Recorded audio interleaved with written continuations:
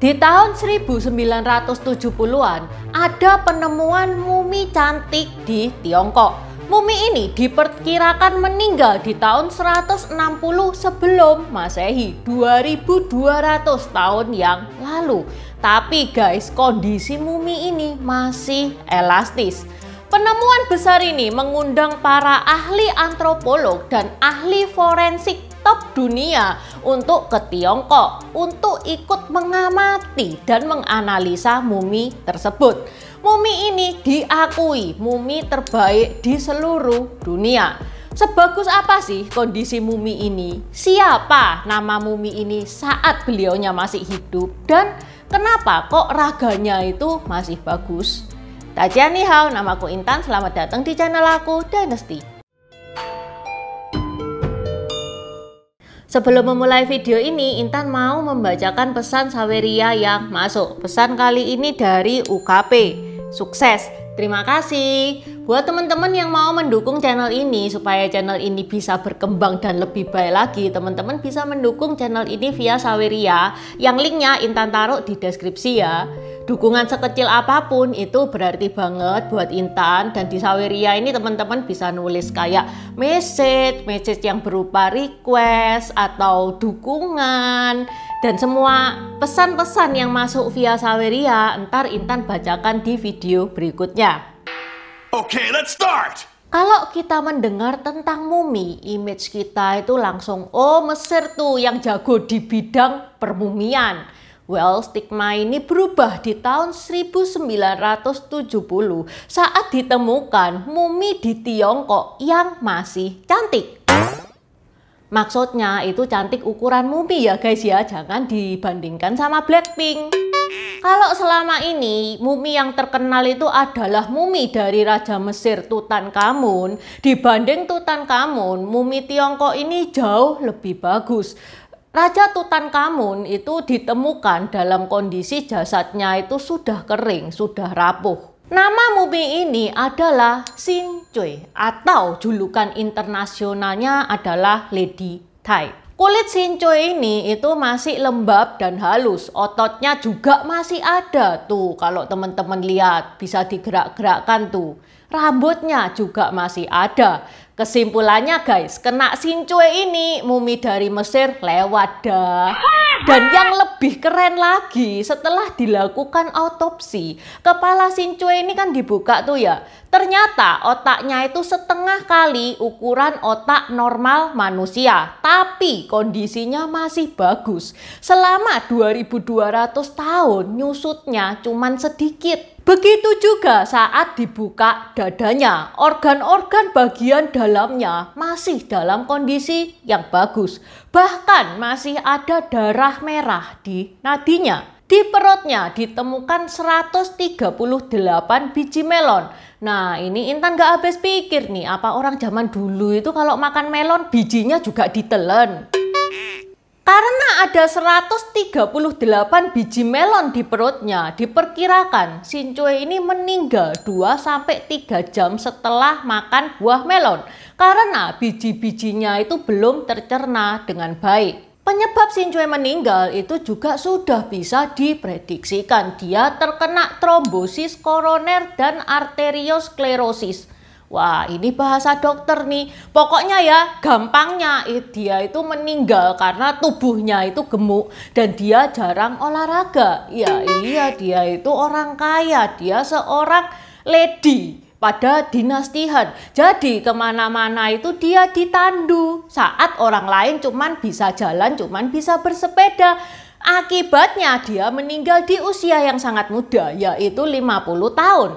Yang nandu lebih sehat daripada yang ditandu. Tubuh Xin Cui ini sekarang ada di Museum Provinsi Hunan. Di sana ada patung wanita cantik dan anggun yang merupakan replika dari Xin Cui. Tapi menurut ahli patologi Peng Longxiang, ahli patologi itu apa? Ahli patologi itu ya yang kerjaannya itu menganalisa, autopsi juga bisa. Menurut Peng Longxiang, Xin Cui ini gemuk kalau dilihat dari kulitnya yang mengkerut. Itu diprediksikan sekitar 70 kilo. Tapi kalau bule Amerika menganggap 70 kilo itu langsing guys. Dan Shinchue ini diperkirakan tidak secantik replikanya. Sedikit mengenai Beng Longxiang ya guys ya. Saat tubuh Shinchue ini ditemukan, ini kan menghebohkan dunia ya kan. Perdana Menteri Chou En-lai, Perdana Menteri pada saat itu sampai gelar konferensi pers dengan para ilmuwan ahli patologi yang papan atas. Chou En-lai itu bilang, kamu boleh autopsi kalau kamu yakin berhasil. Kalau kamu nggak yakin, jangan sok-sok autopsi. Gertakan Chou En-lai ini itu membuat para ilmuwan dan para patologi itu takut. Kemudian ada anak muda masih bau kencur, statusnya junior. Dia mengacungkan tangannya. Siapa itu? Dia itu Beng Longxiang. As the saying goes, the newborn calves are not afraid of tigers. I was a fearless young man then, and I decided to conduct the autopsy. Dan karena memang Beng Longxiang ini dia masih junior, akhirnya dia itu didampingi dengan tenaga profesional untuk menganalisa Shinchue ini. Dan proyeknya Beng Longxiang ini berhasil. Sejak saat ini Beng Longxiang itu sukses, dia naik daun, karirnya itu menanjak terus. Dan cari duitnya juga gampang. Jadi pesan moral yang ada di kisah Beng Longxiang ini, teman-teman gak usah takut untuk berani mengambil resiko. Siapa tahu resiko yang teman-teman ambil satu kali itu efeknya bisa berdampak sampai selama-lamanya. Tidak terlalu banyak catatan sejarah kisah hidupnya Shinchue. Cuman diketahui bahwa Shinchue ini istri dari seorang pejabat di zaman dinasti Han. Yang pastinya adalah seorang wanita kaya raya. Lah terus Cek Intan, kronologis ditemukannya tubuhnya Shinchue ini kayak gimana? Di tahun 1970 itu di zamannya Mao Zedong saat dia berkuasa di Tiongkok. Mao Zedong itu mendorong rakyatnya untuk membangun tempat perlindungan bom di bawah tanah. Karena takutnya sewaktu-waktu negara lain itu nyerang. Saat pekerja itu melakukan penggalian proyek untuk penyimpanan bom, nggak sengaja mereka menemukan makam mewah, di mana makam itu adalah jasad dari Shinchue suami dan putranya. Semewah apa sih Cek Intan makamnya Shinchue itu? Ini adalah Mawang Tue guys, tempat Shinchue ditemukan. Kedalaman makam Shinchue ini 12 meter dan makamnya besar banget guys. Di makam Shinchue ini hawanya juga dingin. And the first thing you notice when you come into it is how icy cold it is. It's a sort of natural refrigerator. Ini kalau teman-teman lihat itu ada pisang yang masih hijau yang diduga sengaja dimasukkan di sana supaya pisangnya itu nggak cepet mateng.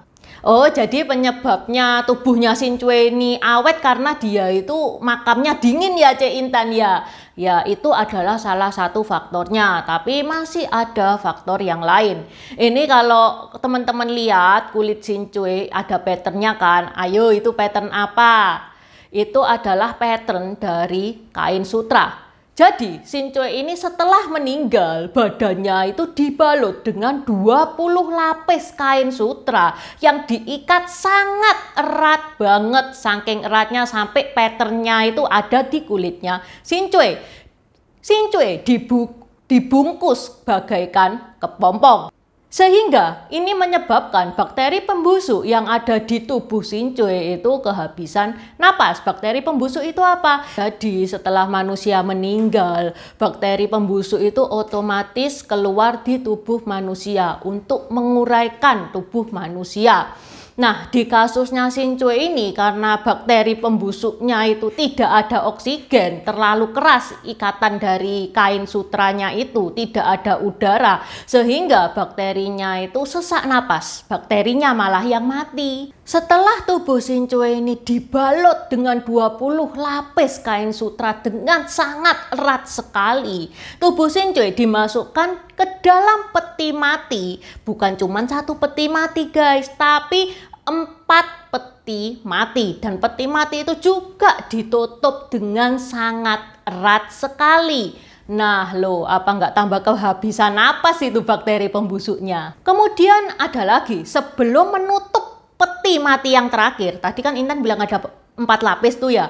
Sebelum menutup peti mati yang keempat ini, diduga ada petugas jenazahnya Shin-chue ini menuangkan liquid sebelum petinya itu ditutup. Karena setelah dibuka, di peti mati yang pertamanya Shin-chue itu ada genangan air. Setelah liquid itu diperiksa, itu adalah cairan yang mengandung magnesium, garang, dan sinabar. Yang mana sinabar itu juga bisa membunuh bakteri.